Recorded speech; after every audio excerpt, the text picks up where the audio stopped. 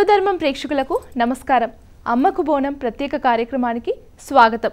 బోనం అంటే ఏమిటి, అమ్మవారికి బోనంలో ఏమేమి సమర్పించాలి, ఫలహార బండిని అమ్మకు ఎలా సమర్పించాలి, తెలంగాణ ప్రాంతంలో బోనాలకు ఎందుకంత ప్రాధాన్యత ఇస్తారు, ఈ విషయాల గురించి మనతో మాట్లాడడానికి సిద్ధంగా ఉన్నారు విశ్వ హిందూ పరిషత్ ఉపాధ్యక్షులు, ప్రముఖ ఆస్ట్రాలజర్ డాక్టర్ సునీత రామ్మోహన్ రెడ్డి.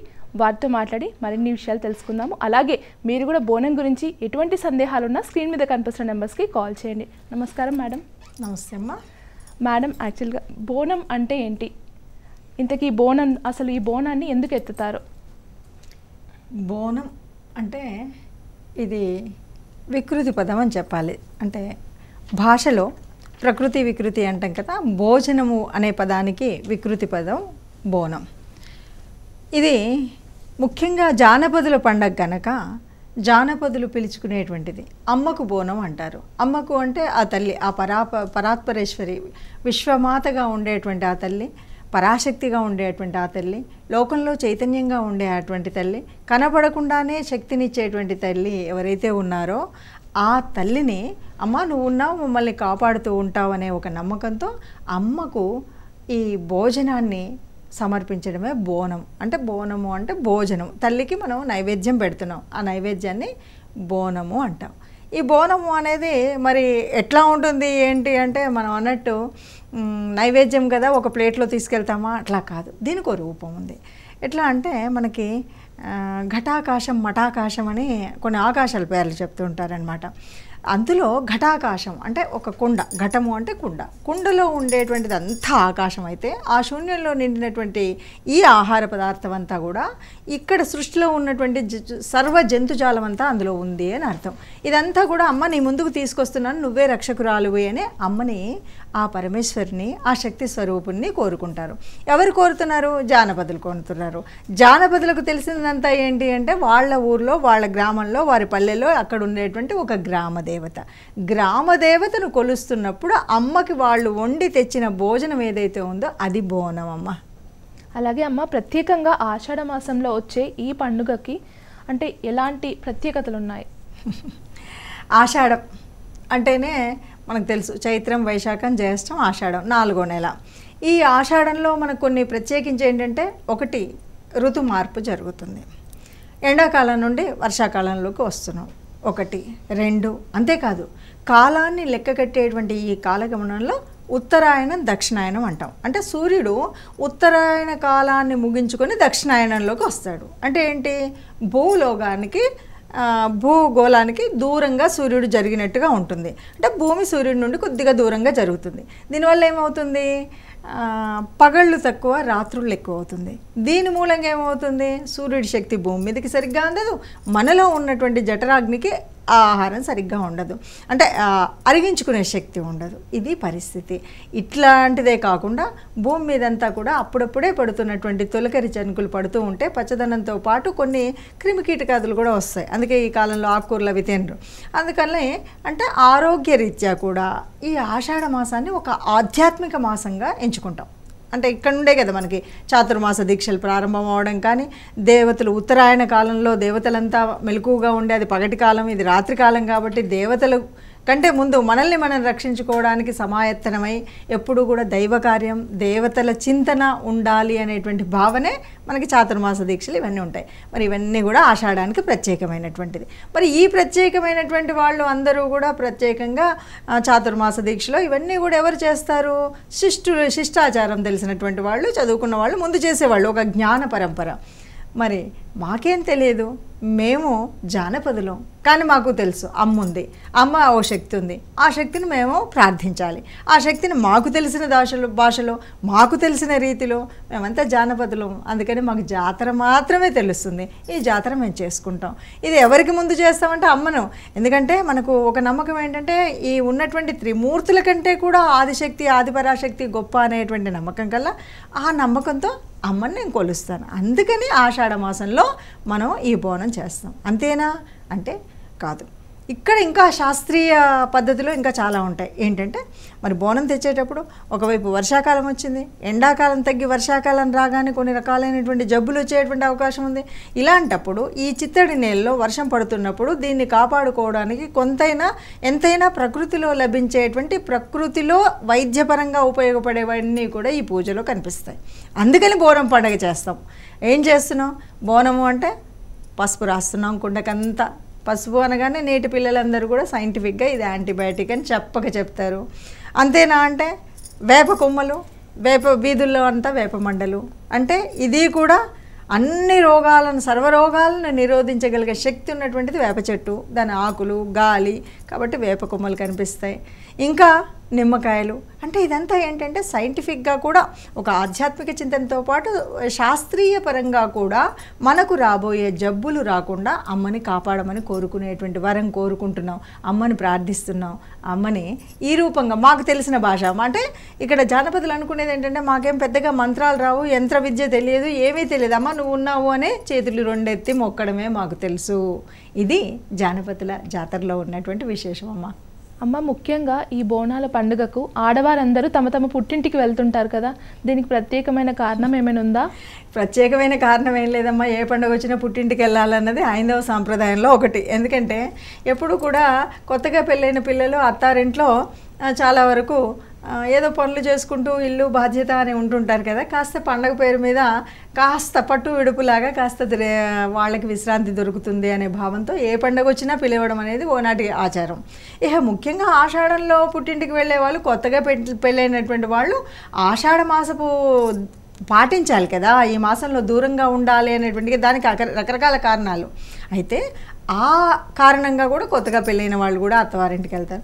కాదు నిన్న మొన్న కాకుండా ఇంకో 4 సంవత్సరాలు అయిందన్న వాళ్ళు కూడా ఇంకా చిన్నపిల్లలే అమ్మాళ్ళకి. కాబట్టి బోనం మా ఇంట్లో అయితేనే అమ్మాళ్ళు బాగా చేస్తారు, జాతర చేస్తారు అక్కడ అనేటువంటి భావన ఉంటుంది. అందుకని ఏ పండుగ వచ్చినా, ఈ పండుగ ఆ పండుగ అని కాదు, ఏ పండుగ వచ్చినా తన పుట్టింట్లో చేసుకుంటే ఆడపిల్లకి అదో ఆనందం. ఎందుకంటే అక్కడ స్వతంత్రం ఎక్కువ ఉంటుంది, ఏ రకంగా అయినా చేయొచ్చు. అందుకని తప్ప వెళ్ళాలి తప్పనిసరి అనేటువంటిది ఉంటే మరి అత్తింట్లో ఎవరు ఉంటారు? అత్తింట్లో అలా ఏమి ఉండదు. ముఖ్యంగా పండగ వచ్చిందంటే ఇంటి కోడల, అమ్మాయ, ఎక్కువగా ఇంటి ఇల్లాలే బోనం ఎత్తుకోవడం కనిపిస్తుంది, అత్తవని కోడలవని. కాబట్టి బోనం ఎవరింట్లో వాళ్ళే ఎత్తుకుంటూ ఉంటారు. కొత్తగా పెళ్ళైన వాళ్ళు, మొన్న పెళ్ళైన వాళ్ళు పుట్టింటికి వెళ్తూ ఉంటారు. అలాగే అమ్మకు ఫలహార బండిని సమర్పిస్తారు కదమ్మా, ఇది ఎందుకు? బోనాన్ని సమర్పించేటప్పుడు చాలా రకాలు ఉన్నాయి తల్లి. ఇది బోనం సమర్పించడం అంటే మా ఇంటి ఆచారం, మేము పుట్టిన దగ్గర నుండి కూడా మా ఇంట్లో బోనం తీస్తారు అంటారు.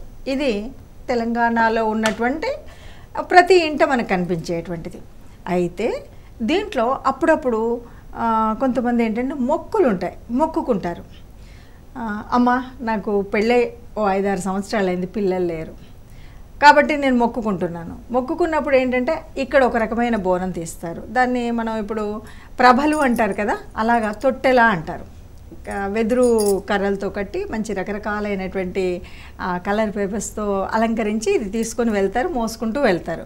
ఇది ప్రభలు అంటారు. ఏంటంటే అమ్మ మా ఇంట్లో చిన్నపిల్లలు ఎవరు లేరు, ఇంత జగానికంతా తల్లివి కదా, జగన్మాతవు కదా, నా ఇంట్లో కూడా ఓ పిల్లాడు దోబూచులాడడానికి నాకు ఒక ఊయల కట్టుకోవడానికి అవకాశం ఈ తల్లి, నేను ఆ మొక్కు తీరినాక నీకు మళ్ళీ ఊయల తెచ్చి నీ చెట్టు కడతాను అంటారు. అది చెట్లకు కడుతూ ఉంటారు కదా, అది ఒక రకమైన బోనం చేసేటప్పుడు ఇక్కడ కూడా బోనం తీసుకుని వెళ్తూ ఈ ప్రభల్ని తీసుకెళ్ళడమా, ఉయ్యాలనా, తొట్టిలా ఏమంటామా, మనకు ఎలా మన భాషలో ఏం మాట్లాడుకుంటుంది అంటూ దాన్ని తీసుకువెళ్తాం. ఇక రెండవది, ఏదైనా అనారోగ్యంగా ఉంది అలా ఉందనుకో, బోనం అంటే ఏంటంటే ఒక కుండ, దాని మీద ఇంకొక కుండ, జ్యోతి, ఇవన్నీ వెలిగిస్తాం. అలా కాకుండా దొంతర బోనం తీస్తామమ్మా అంటారు. దొంతర బోనం అంటే ఇట్లా బోనం కుండ మీద కుండ ఉంటాయి.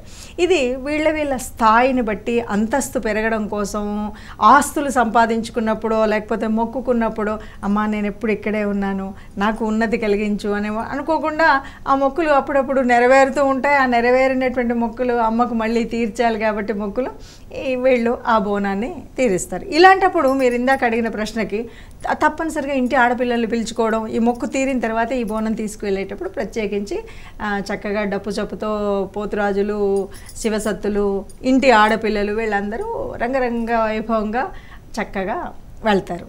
ఇది రెండో రకం. ఇక అంతేకాదు ఇంకొకసారి కూడా అనారోగ్యం కూడా వస్తుంది కొంతమందికి. ఒక్కొక్కసారి ఎట్లా అంటే చిన్న పిల్లలే ఉంటారు, కళ్ళు కనిపించవు, లేదు పెద్దవాళ్ళు ఉంటారు, అనుకోకుండా ఏదో కళ్ళకి ఆపద వచ్చింది. ఇలాంటప్పుడు కూడా అమ్మ నీకు 1000 కళ్ళ బోనం సమర్పిస్తాం, మాకు మా పిల్లలకో మాకో ఎవరికి దృష్టి లోపం ఉంటే ఆ దృష్టి లోపాన్ని తొలగించు అని అమ్మకు మొక్కుతారు. ఈ బోనం ఎలా ఉంటుందంటే ఇది కుమ్మరులు చేసేటప్పుడే ఈ బోనాన్ని చాలా స్పష్టంగా ఆ కుండని రంధ్రాలతో చేస్తారు. రంధ్రాలతో ఆ కుండను బోనంగా అలంకరించి లోపల జ్యోతిని వెలిగిస్తారనమాట. ఇప్పుడు అది ఎత్తుకుంటే ఎట్లా అంటే ఆ కన్నాలన్నీ కూడా కళ్ళలాగా కనిపిస్తాయి. దాన్ని 1000 కళ్ళ బోనము అంటారు. ఇది కూడా మొక్కు తీర్చుకునేది. ఇక చివరిగా మీరు అడిగిన ప్రశ్న ఏంటంటే బండి బోనం పలహారము అంటారు, దాన్నే బండి బోనము అంటారు. అంటే బోనంలో ఇవన్నీ రకాలన్నమాట.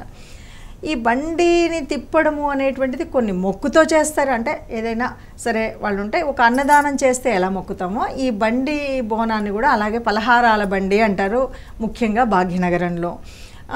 పల్లెల్లో అయితే దాని నిండా కూడా అమ్మవారికి మనం ఏం పంచుదామనుకున్నాం అవన్నీ కూడా ఉదయాన్నే బండిని చక్కగా కడిగి పసుపు కుంకుమలతో అలంకరించుకొని దానికి కట్టినటువంటి ఎద్దులకు అలంకరణ, చక్కగా కొమ్ములకు మామిడాకులు ఇవన్నీ కూడా కట్టుకొని ఈ కావాల్సినటువంటి తీసుకువెళ్ళి అమ్మవారి గుడి, ఇదేంటి మనకి దాదాపుగా అన్నీ కూడా ఊర్లలో ఉండే గుళ్ళు తెలుసు కదా, గ్రామదేవత గుళ్ళు ఎక్కడో దూరంగా ఉంటాయి.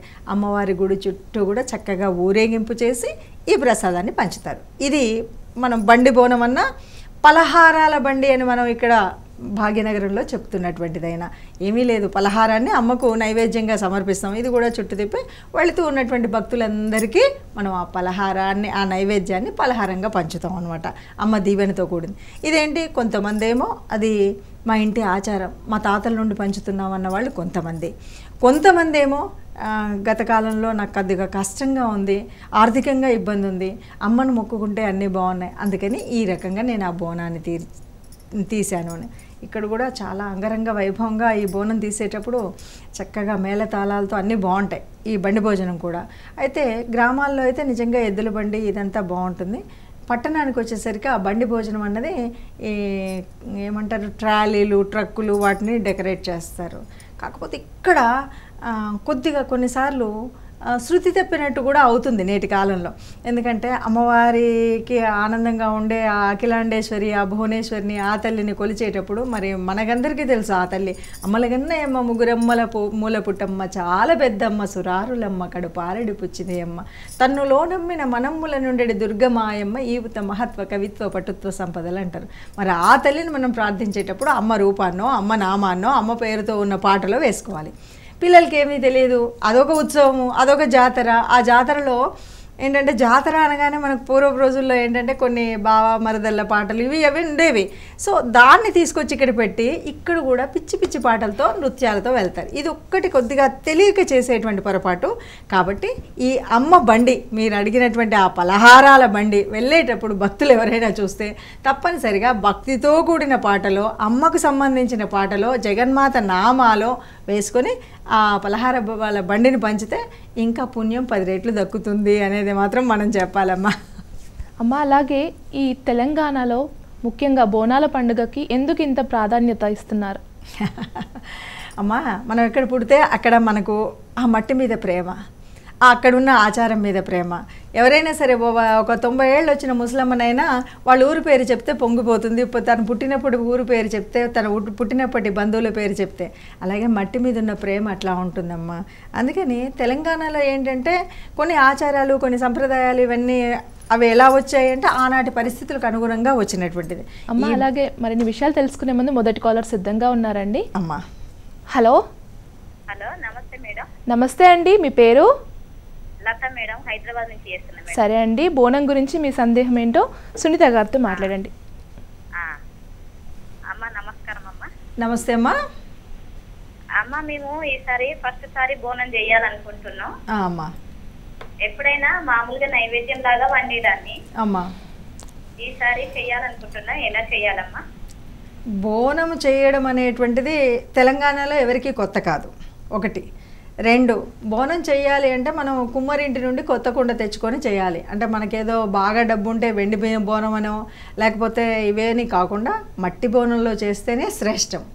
ఇక ఏం లేదమ్మా, మనము అమ్మవారికి నైవేద్యం వండేటప్పుడు ఇక్కడ బోనం కూడా మన తెలంగాణ ప్రాంతంలో ప్రత్యేకించి ఎలా ఉంటుందంటే, ఆనాటి కాలం నుండి చూస్తే అప్పుడు ఏం పండిందో, ఈ చేను చెనకలలో ఏం పండిందో అంటే జొన్న, రాగి, సజ్జ ఏమేం పండినాయో వాటిని అమ్మకు నైవేద్యంగా పెట్టారు. ఏ గొల్లలు అయితే ఉన్నారో, ఏ చింతలు అయితే ఉన్నాయో, గొల్లలు అయితే ఇంత పెరుగు పైన ఉన్నటువంటి ముంతలో పెట్టారు. వేరే పొలాలు ఉన్నటువంటి ఆసాములు అయితే ఇంత పులుసు పోసారు. ఇలా రకరకాలుగా అంటే మనకు ఉన్నది, అమ్మా నువ్వు మాకు ఏదైతే ఇచ్చావో దాన్నే నీకు నైవేద్యంగా పెడుతున్నాము అనేటువంటిది మన సంప్రదాయం. కాబట్టి బోనాన్ని చక్కగా కుండ తెచ్చి కడుక్కొని ముందు రోజు అన్నీ సిద్ధంగా పెట్టుకున్న దాంట్లో అమ్మకి బోనం, పసుపు వేసి అన్నం వండే వాళ్ళం కూడా చాలామంది ఉన్నాం. ఆ బోనాన్ని లేదు, కొంతమంది బెల్లం వేసి వండుతారు, కొంతమంది మామూలుగా అంటే బెల్లంతో వండిన అన్నం అవ్వచ్చు, పరవాన్నం అంటాం, పొంగలి అంటారు, ఇట్లా రకరకాలుగా మనం అన్నాన్ని మాత్రం అమ్మకి బోనాన్ని వండుతాం. ఆ పసుపు వేసినటువంటి అన్నం శ్రేష్టం అంటారు. అలా వండిన తర్వాత, దించిన తర్వాత కుండని శుభ్రంగా అప్పుడు కడిగి, అంటే ఏ కుండలో అయితే వండుతారు నిజమైన పద్ధతి, ఆ కుండని శుభ్రంగా కడిగి కింద ఆ మసి కనబడకుండా, గ్యాస్ మీద అయితే మసి ఉండదు అనుకోండి, మసి కనబడకుండా నాటి కాలంలో అయితే చక్కగా కింద భాగం అంతా కూడా సున్నం, పైనంతా కూడా నూనె రాసి పసుపు కుంకుమలతో అలంకరించి కంఠానికి వేపాకు కట్టి, పైన మరి ముంతలో నీళ్ళు పోస్తామా, పెరుగు పోస్తామా, చింతపండు పులుసు పోస్తామా, మన కులాచారం అవ్వచ్చు, ఇంటి ఆచారం అవ్వచ్చు, వీటిని ప్రకారంగా లేదు ఇప్పుడు ఏం తెలియదంటే సాగబోయడానికి పక్కన నీళ్ళు తీసుకున్నట్టుగా ఇక్కడ కూడా కొన్ని నీళ్ళు తీసుకొని ఆ పైన జ్యోతి వెలిగించడం అనేది ముఖ్యం. అమ్మని మనం ఎలా చేస్తున్నాం అన్నది కాదు, భక్తితో చేయడం, ఆ సమయానికి అమ్మ దగ్గరికి తీసుకువెళ్ళడం, తర్వాత అక్కడ సాగదీయడం. అంటే నీళ్ళు పోస్తుంటారు కదమ్మా, అంతకుముందు రోజుల్లో కళ్ళు పోసేవాళ్ళు, కళ్ళు సాగానే. సో ఇప్పుడు మనం అలా అమ్మకు బోనం తీయడం అన్నది అయితే చేయొచ్చా చేయకూడదా అంటే అందరం చేయొచ్చు. ఈ తెలంగాణలో ఉన్నటువంటి ప్రతి ఒక్కరికి హక్కు ఇదే. ఎందుకంటే మనం అందరం కూడా ఒకనాడు తెలంగాణలో ఉన్నటువంటి ఈ భౌగోళిక పరిస్థితులకు అనుగుణంగా కాపాడిన తల్లిని కొలిచేటువంటి విధి విధానమే ఈ బోనం పండుగ. కాబట్టి అందరం చేయొచ్చు. ఏ రోజు పండుగ వస్తే ఆ రోజు చేసుకుంటాం. దాదాపు మనం చేసుకునే పండుగ మొదటి ఆదివారం, రెండో ఆదివారం, మూడో ఆదివారమే కదా మనం ఉన్న ప్రాంతాన్ని బట్టి. కుదరని వాళ్ళు కొన్నిసార్లు, మళ్ళీ అడిగే ప్రశ్నకు కుదరని వాళ్ళు ఉంటే మంగళవారాలు కూడా విడిగా మనం మట్టుకు చేసుకుని వెళ్ళి అమ్మవారికి సమర్పించవచ్చమ్మా. అలాగే అమ్మ, ఈ పండుగ యొక్క ప్రాధాన్యత తెలంగాణలో మాట్లాడుకుంటున్నాం కదండి, దాని గురించి వివరించండి. అమ్మ, తెలంగాణలో ఈ పండగ ఎందుకు వస్తుంది అంటే ఇప్పుడు మనం మాట్లాడుకున్నదంతా అందులోనే. ఎందుకంటే తెలంగాణలో ఓనాటి కాలంలో నదులవి ఈనాడు లేవు, ఎప్పుడు లేవు. నదులు ఉన్న మూసీ నది మురుగుతో నిండింది. మనకి ఎక్కడ కూడా మూసీ వల్ల పంటలు వచ్చి, నదులు వల్ల వచ్చినటువంటిది ఆనాటి కాలంలో చాలా తక్కువ. పారేటువంటి గోదావరి అక్కడక్కడ మాత్రం ఉంది, కృష్ణ ఓ పక్క నుండి కొంచెంగా వెళ్తుంది. ఇలాంటి పరిస్థితుల్లో అన్నీ కూడా పక్కా తెలంగాణ భాషలో అంటే అంతా కూడా బోళ్ళు రాళ్ళు, చేను చిలకలు వేయాలంటే ఆ ఎండిపోయిన చిలకల్లో ఏదో మేస్తూ ఉండేవి, ఏదో పండిన పంట అంతా కూడా ఈ గింజ ధాన్యాలే పండేవి. అలా పండినటువంటి కాలంలో అమ్మ మమ్మల్ని రక్షించు అని కోరుకునేటప్పుడు వాళ్ళు వాళ్ళు ఏది పండిందో దాన్ని నైవేద్యంగా పెట్టడం ఒక ఆచారం. అయితే ఇప్పుడు కాదు, ఎప్పటి నుండో ఇక్కడ కేవలం తెలంగాణ ప్రాంతమే అని కాదు, ఎవరైనా సరే అమ్మను కొలిచేటువంటి ఆచారం అదైతే అంతటా ఉంది. అమ్మ ముఖ్యంగా మహాంకాళమ్మ, ఎల్లమ్మ, పోలారమ్మ ఇలా వివిధ పేర్లతో అమ్మవారిని పిలుస్తారు కదండి. ఈ అమ్మవారికి ఏ నైవేద్యాలు సమర్పించవచ్చు? పేర్లు మనం ఎట్లా పెట్టుకున్నాం అంటే అమ్మ ఒక్కరితే, కానీ మనకు అనువుగా మనం పెట్టుకున్నాం. మానవ మాతృలం కదా, అందున ఇది జానపదుల పండుగ అనుకున్నాం కదా. ఈ పేర్లు ఎట్లా వచ్చాయంటే, మా గ్రామం ఉంది, ఈ గ్రామానికి పక్క గ్రామం నుండి వచ్చే నష్టం రావద్దు కాబట్టి మేము మా ఇళ్లలో ఒక చిన్నపాటి రాయి బొమ్మే అనుకో అది పెట్టుకున్నాం. అక్కడేం శిలా విగ్రహం ఏమీ లేదు, ఒక బొమ్మలా ఒక రాయినే పెట్టుకున్నాం. కాసింత పసుపు కుంకుమలు వేసాం, కొబ్బరికాయ కొట్టాం, నిమ్మకాయలు పెట్టాం. ఇది మా ఎల్లమ్మ తల్లి, అంటే ఎల్లల్లో ఉన్నటువంటి ఎల్లమ్మ తల్లి. పొలిమేరలో ఉన్నటువంటి తల్లి పేరు పోలేరమ్మ. ఇలా మనల్ని బ్రోచేటువంటి తల్లి పోచమ్మ. మమ్మ బ్రోచే తల్లి పోచమ్మ, అంటే బ్రోచు తల్లి అని అనమాట, పోచమ్మ. ఇట్లాగా మనకు ఎక్కడెక్కడ కష్టం ఉందో ఆ కష్టం నుండి కాపాడుతుంది అన్న నమ్మకంతో మనం పెట్టుకున్నాం.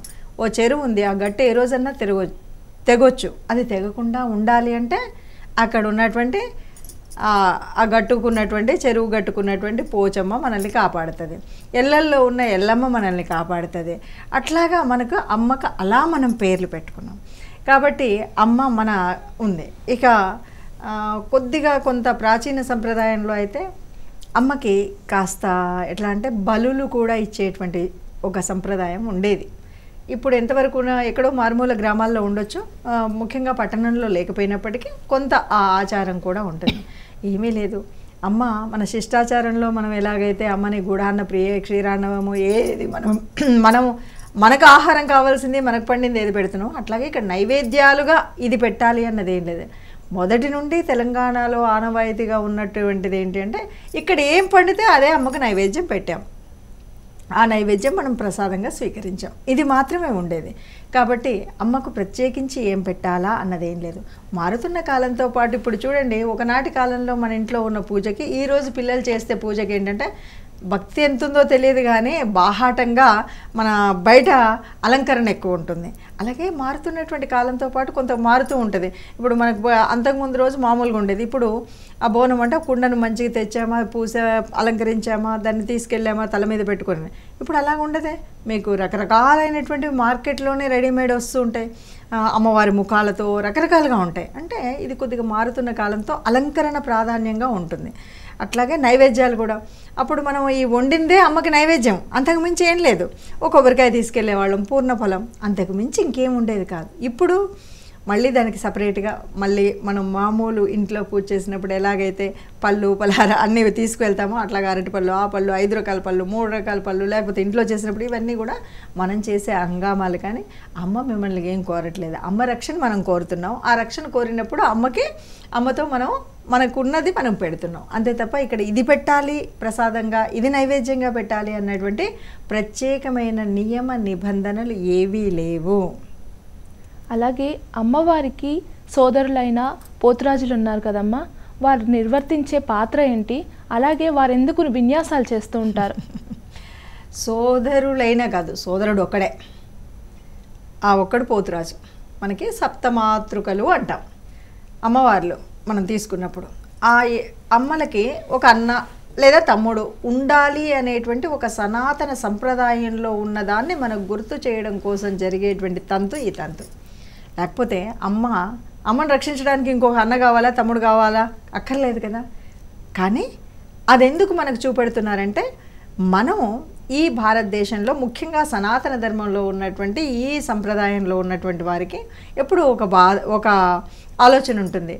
అంటే అన్నదమ్ములు ఒక్కడన్నా ఉండాలి, ఆడపిల్లలు ఎంతమంది ఉన్నా ఒక్కడన్నా ఉండాలి. తర్వాతి కాలంలో తండ్రి లేకపోయినా తల్లి లేకపోయినా ఈ అన్నో తమ్ముడో ఎల్లకాలం నన్ను తీసుకెళ్తాడు, వాడు చీర పెట్టినా సార పెట్టినా పెట్టకపోయినా కనీసం మనస్ఫూర్తిగా వాడు పలకరిస్తాడు. ఆ రక్త సంబంధం, ప్రేమ, అనుబంధం ఏమీ లేకపోతే 4 గాజులను నేపిస్తాడు. ఇలాంటివి భావన ఉండేది. అందుకే మనకు ఇక్కడే కాదు, తెలంగాణకు స్వంతమైనటువంటి పండగల్లో బతుకమ్మ పండుగలు కూడా అదే మనం పాడుతుంటారు. 2 అక్క చెల్లెళ్ళు ఉయ్యాలో ఒక్కూరికిచ్చారు ఉయ్యారు, ఒక్కడే మాయన్న వచ్చన్న అంటే ఆ ఒక్క అన్న ఎప్పుడు కూడా అక్క దగ్గరికి, చెల్లి దగ్గరికి కానీ అక్క దగ్గరికి కానీ వాడు రావడం పోవడం, ఆ ప్రేమ ఆత్మీయత, నా పుట్టింటి గొప్పతనం అని 10 సార్లు మీ ఇంట్లో చెప్పుకోవాలంటే ఆ అన్నో తమ్ముడో ఎప్పుడు వీళ్ళని చూడాలి. ఇది మనకు ఉండేటువంటి ఈ సంప్రదాయం. ఆ అమ్మవారి రూపేణ అక్కడ ఆ సప్తమాతృకలకు పోతురాజు ఉన్నాడు. సరే, బాగుంది. మరి పోతురాజు ఉంటే అన్నో తమ్ముడో అమ్మవారి లాగానే ఉండాలి కదా అంటే ఇక్కడ మనం శక్తి ప్రదర్శన చేస్తున్నాం. ఎందుకంటే ఇక్కడ మనకు అమ్మ తన మీదకి వచ్చింది అనేటువంటి భావనలో ఉన్నటువంటి వాళ్ళు శివసత్తులు. మీరు చూస్తుంటారు ఈ సప్తమాతృకలందరూ కూడా శివసత్తుల రూపంలో మనకు కనిపిస్తారు. శివసత్తులు అంటే సత్తు అంటే శక్తి అని అర్థం, శివుడి యొక్క శక్తి అదే కదా. అంటే పార్వతీదేవి అమ్మవారు ఆ శివుడి యొక్క శక్తి రూపంగా మామూలుగా మీరైతే ఆ బోనాల్లో చూసినప్పుడు సిగమూగడం అంటారు. సిగము అంటే ఈ శక్తి తన యొక్క చైతన్యాన్ని చూపెట్టడం అనమాట. అది వాళ్ళు బాగా అమ్మవారు తమ మీదకి వచ్చిందని ఊగుతూ ఉంటారు కదా. ఇలా ఊగినప్పుడు వాళ్ళకి రక్షణ ఎవరు? ఎందుకంటే ఈ తల్లి మనము తెలుసు ఆ తల్లి శివుడికి మించినటువంటి శక్తి కలిగినటువంటిది కాబట్టి అంతటి శంకరాచార్యులటువంటి వాళ్ళు కూడా శివశక్త్యాయుక్తో యది భవతి శక్తః ప్రభవితం నచే దేవం దేవో నకలు కుశలః స్పందితుమపి అసత్వామారాధ్యం హరిహర విరంచాదిభిరపి ప్రణుతుం స్తోతుం వా కథమకృత పుణ్యః ప్రభవతి అంటాడు. అంటే ఆ అమ్మ శక్తి లేకపోతే శివుడు కూడా ఏమీ లేనివాడు. మరి అలాంటి శక్తి ఉన్నటువంటి దానికి ఓ తమ్ముడు అన్న కావాలా, వాడు రక్షించాలా అంటే అందుకు కాదు. తన బిడ్డలైనటువంటి ఈ భారతీయ సనాతన ధర్మంలో ఉన్న కుటుంబ వ్యవస్థకి ఒక అన్న అనేటువంటి వాడు, తమ్ముడు అనేటువంటి వాడు ఉంటే అక్క చెల్లెళ్ళని ఎంత అనురాగంతో చూడాలి, ఎంత ఆప్యాయతతో చూడాలి. నాన్న లేకపోతే నాన్నంత నేనున్నాను, నేను లేనా, నాన్న లేకపోతే రా అక్క మన ఇంటికి రా, నా కూడా కాదు మన ఇంటికి రా అని పిలవగలిగేంత ఉండాలి. అంటే వాడు ఉండాలి, అది చూపెడతారు. సరే, మరి ఇక్కడ ఎందుకు ఆ విన్యాసాలు చేస్తున్నాడు? వాడికి ఓ రూపం ఉంటుంది, బుగ్గల్లో నిమ్మకాయలు ఉంటాయి, చక్కగా పసుపు రాసుకుంటాడు, కాళ్ళకు గజ్జలు ఉంటాయి, చేతిలో చర్నాకోలా ఉంటుంది, కళ్ళకు కాటుకుంటుంది. మరి ఈ వేషం ఎందుకు అంటే చుట్టుపక్కల వాళ్ళు భయపడాలి.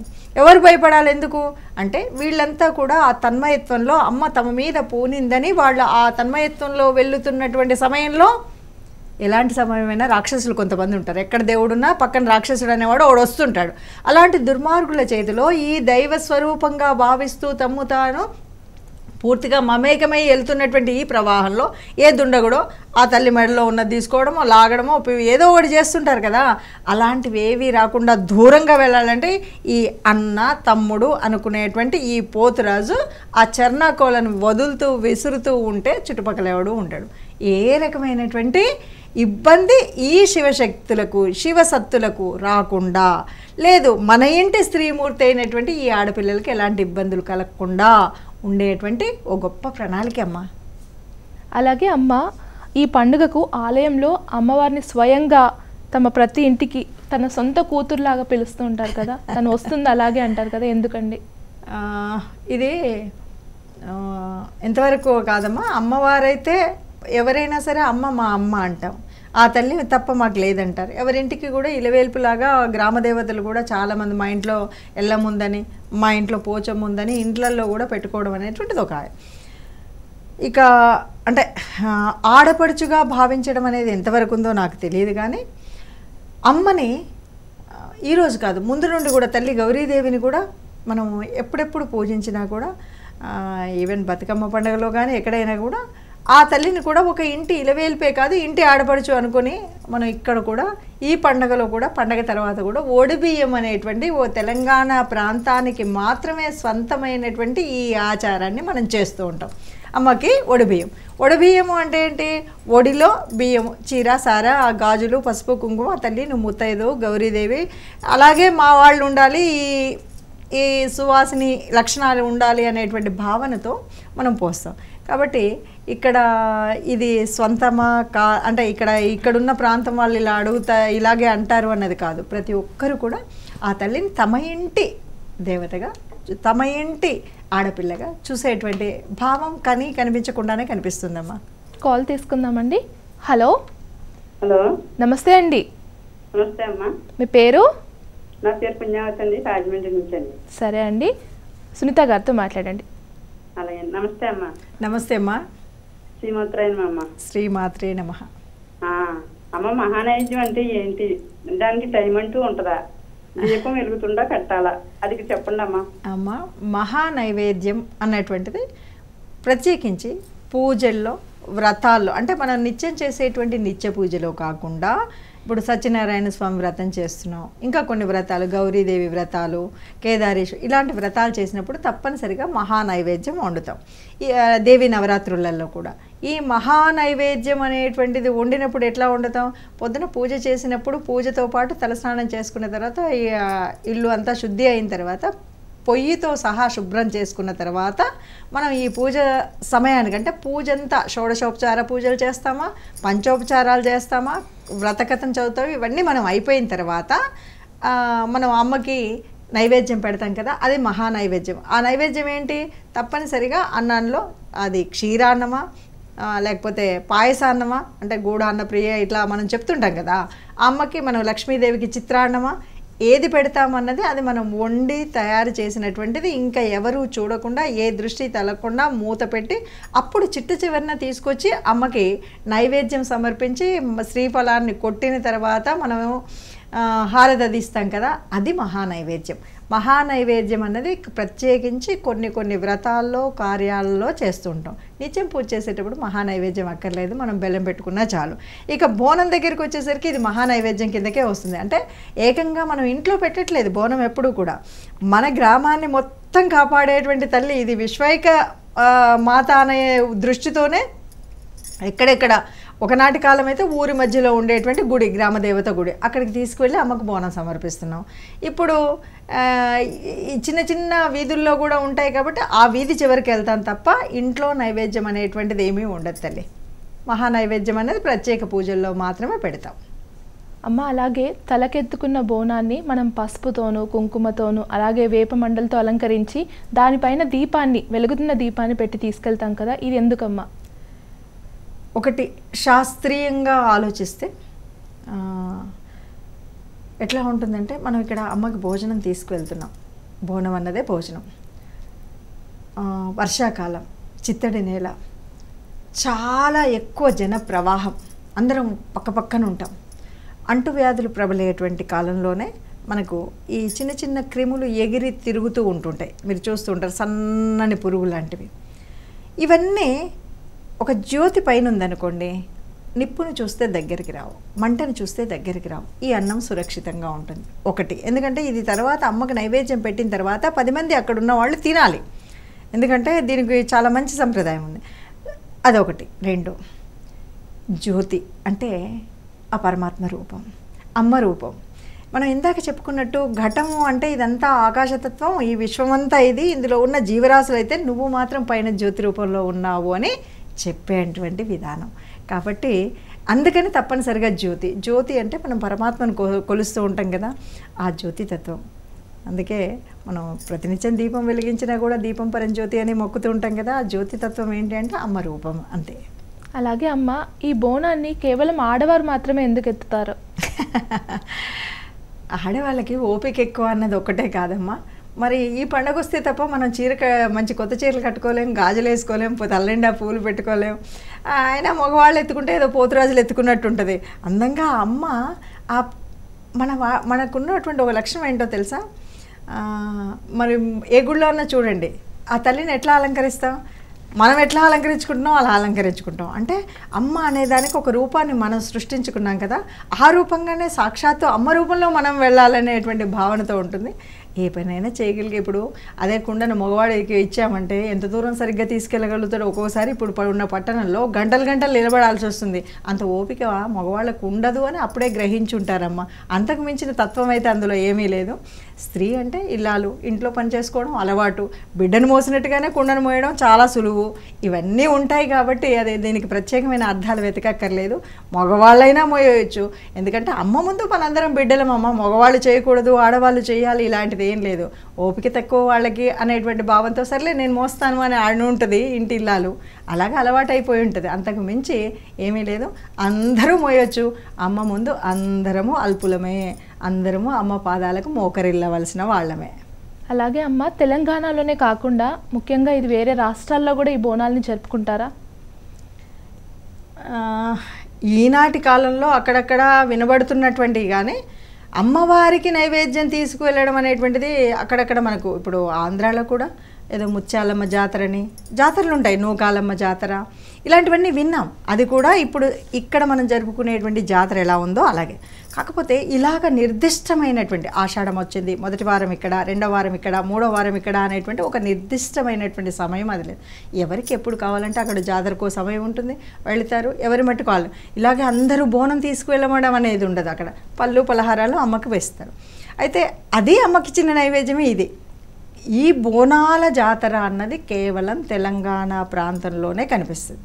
అయితే ఇప్పుడు మేము అక్కడ చూసామండి, ఎక్కడ కూడా ఉంది అని అంటే ఈ రోజుల్లో వలసలు ఎక్కువయ్యాయి కదమ్మా. అందరు తెలంగాణ బిడ్డలందరూ అమెరికాలో కూడా ఉన్నారు, అందుకని అమెరికాలో కూడా బోనం కనబడుతుంది.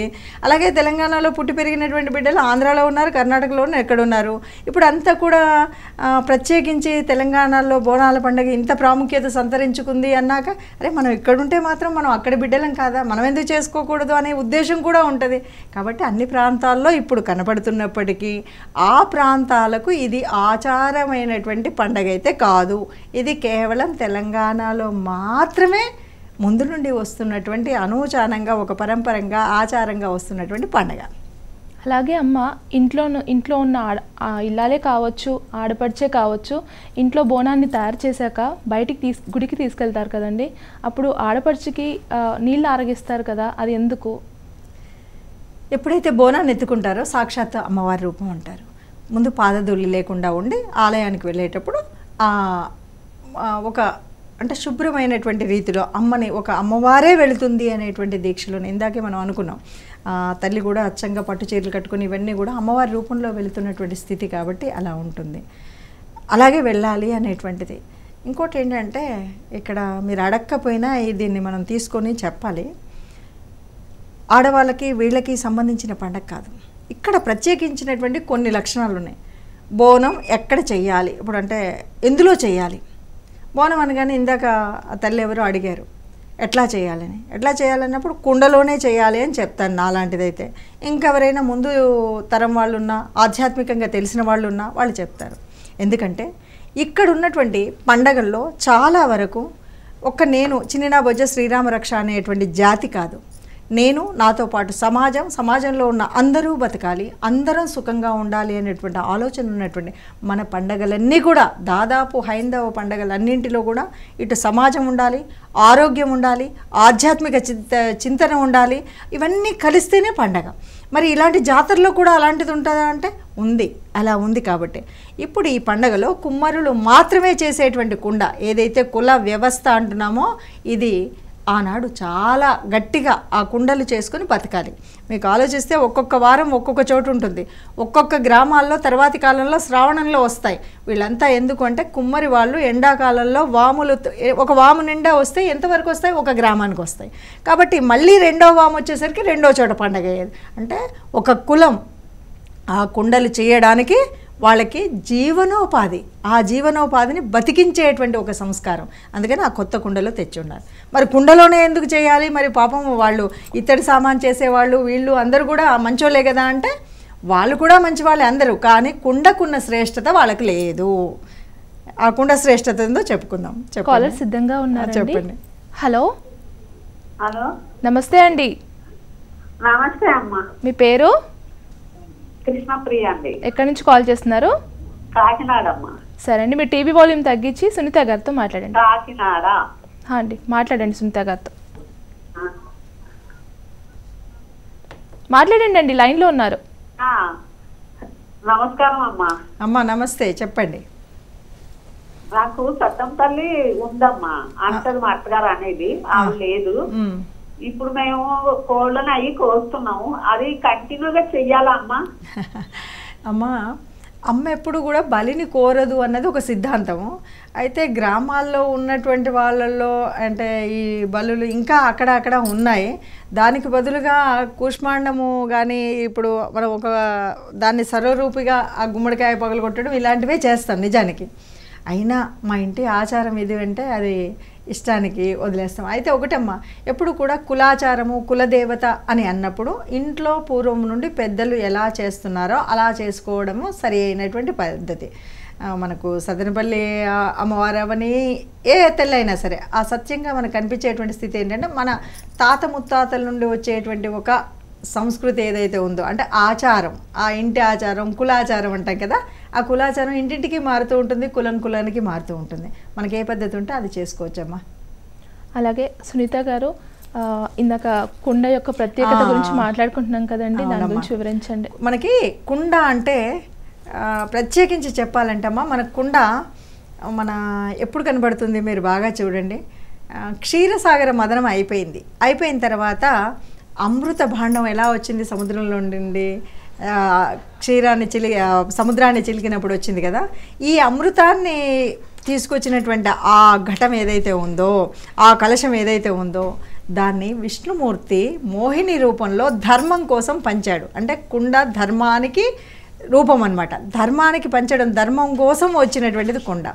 ఇక మన జీవితానికి ఏ రకమైన బంధం ఉందా, అనుబంధం ఉందా అంటే, ఈ రోజులలో మనందరము హాస్పిటల్లో సిజేరియన్లో వచ్చేసి తెలియట్లే కానమ్మా, బిడ్డ పుట్టగానే ఊర్లలో ఒకనాటి కాలంలో అయితే ఆ పురుడు చేసినటువంటి మంగళి ఇలా ఆ కుండలో నీళ్లు, కలి నీళ్ళు అనేవాళ్ళు, అవి తీసి బిడ్డ మీద చల్లితే కవ్వుమనికి ఎగవేసేవాళ్ళట, ఏడ్చేవాళ్ళంట.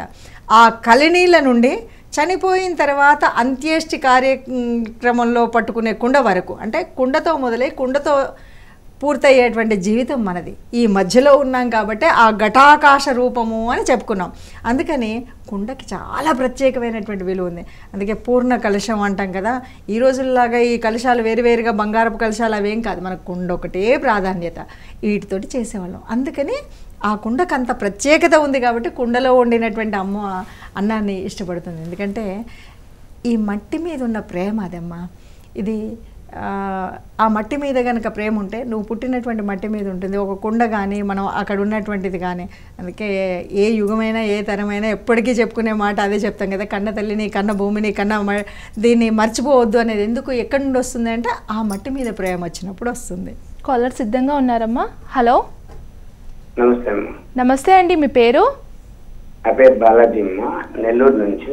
ధర్మ సంస్థాపన అబ్బాయి అని ఒక సంస్థకి ఫౌండర్. ఓకే అండి, సునీత గారితో మాట్లాడండి. నమస్తే అమ్మ. నమస్తే అండి.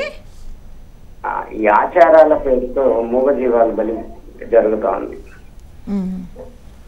జనరల్ గా ఒక దేవుడు అనే వ్యక్తి ఏ జీవిని పుట్టించింది చంపడానికి కాదు.